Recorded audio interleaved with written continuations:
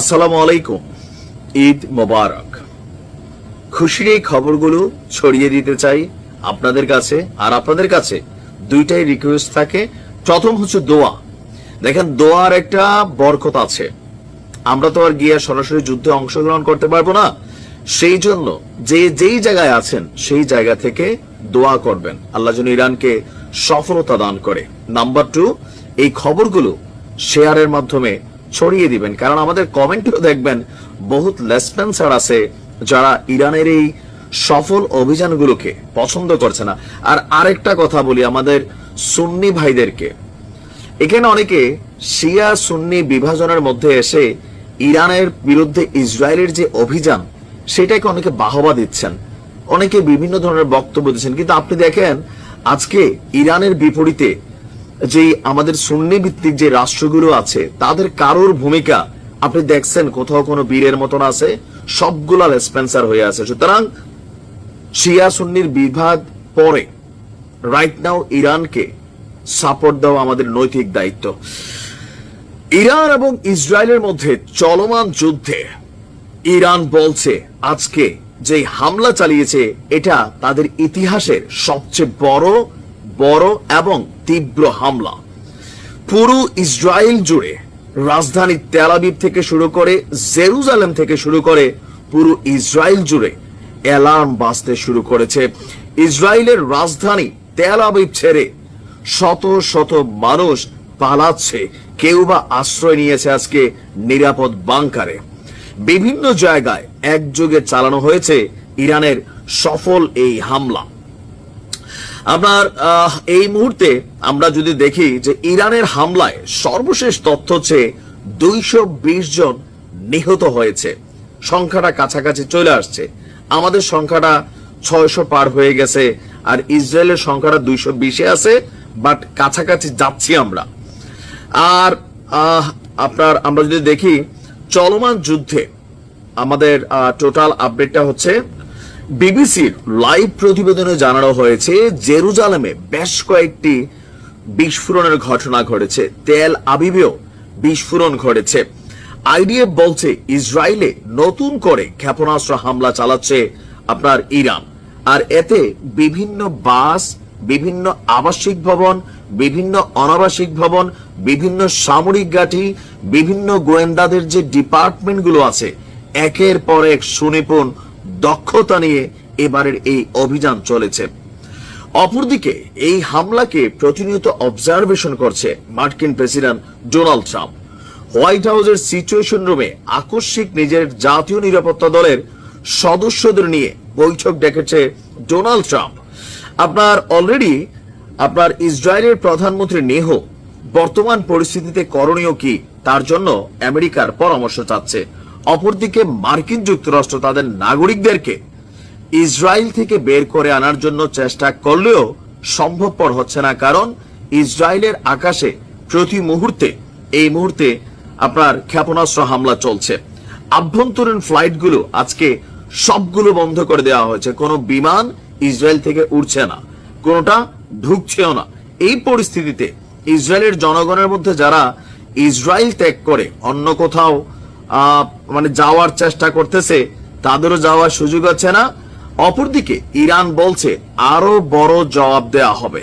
আজকের এই সফল হামলার পর ইরানের আইআরজিসির পক্ষ থেকে, সশস্ত্র বাহিনীর পক্ষ থেকে, সর্বোচ্চ নেতার পক্ষ থেকে বার্তা দেওয়া হয়েছে ইসরায়েলের রাজধানী তেল আবিব এটা যেন খালি করা হয়। কেন? আরো বড় ধরনের অভিযান চালানোর জন্য প্রস্তুতি নিচ্ছে। অপরদিকে ইরানের পক্ষে চীন, রাশিয়া কূটনৈতিকভাবে যতগুলো বৈঠক হচ্ছে সেইখানেও শক্ত সাপোর্ট দিয়ে যাচ্ছে। এমনকি ধারণা করা হচ্ছে আজকে রাতে আরো একটা বড় অভিযান পরিচালনা করবে ইরান। এই মুহূর্তে ইরানের বিরুদ্ধে ইসরায়েলের যে আকাশ প্রতিরক্ষা সিস্টেম খুব বেশি আর কাজে দিচ্ছে না। এই মুহূর্তে প্রস্তুতি নিয়ে যুদ্ধ করছে ইসরায়েল।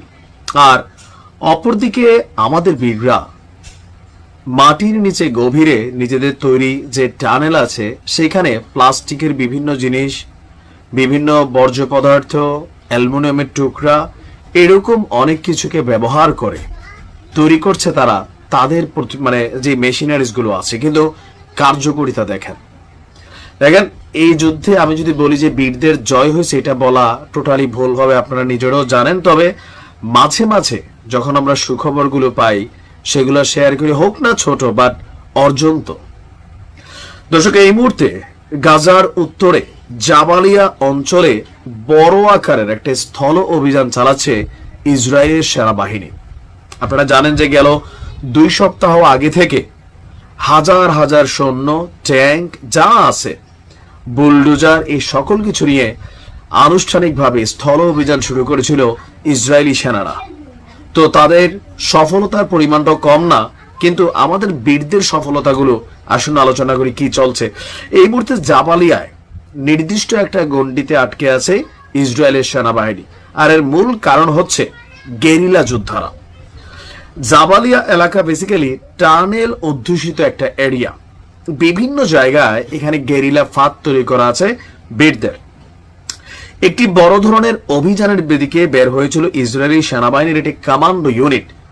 বলা হচ্ছে যে ইসরায়েলি সেনাবাহিনীর এই কমান্ডো ইউনিটের যেই ট্যাঙ্ক ছিল বেশ কয়েকটা, সেই ট্যাঙ্কে এন্টি ট্যাঙ্ক ক্ষেপণাস্ত্র হামলা চালিয়েছে বীররা, আর এতে সেই ট্যাঙ্ক বিধ্বস্ত হয়ে 3 জন নিহত হয়েছেন, আরো 2 জন গুরুতর আহত হয়েছে। ইসরায়েলি গণমাধ্যম বলছে এটি ছিল একটি পরিকল্পিত অভিযান বীরদের। নিহত সেনারা প্রত্যেকেই 9ম ব্রিগেডের সদস্য ছিলেন, এবং যারা আহত হয়েছে তাদেরকে উদ্ধার করতে হেলিকপ্টার পাঠানো হলেও আশপাশের তীব্র গোলাগুলি বা লড়াইয়ের কারণে তাদেরকে উদ্ধার করা যায়নি। পরে আরো একাধিক ফাইটার হেলিকপ্টার এসে পরিস্থিতি নিয়ন্ত্রণ করে গোলাবর্ষণ করে তাদেরকে উদ্ধার চেষ্টা চালায়। এক পর্যায়ে হেলিকপ্টারকে লক্ষ্য করেও বীররা বা গেরিলারা হামলা চালায়। পরিস্থিতি খারাপ হওয়ায় কিছু সময় উদ্ধার অভিযান ব্যাহত হয়। আর এই ঘটনার পর এই জাবালিয়া এলাকায় উড়ে আসে 1/2 শতাধিক হেলিকপ্টার। সেখানে তুমুল লড়াই শেষে আহত যোদ্ধাদেরকে কিন্তু ইসরায়েল এখান থেকে নিয়ে গেছে এবং তাদেরকে আপনার চিকিৎসা দিচ্ছে। বীরদের অভিযোগ যে বেসামরিক স্থাপনা, হাসপাতাল, চিকিৎসা কেন্দ্র কোনো কিছুই এই মুহূর্তে বাদ যাচ্ছে না, মানুষ চিকিৎসা পাচ্ছে না।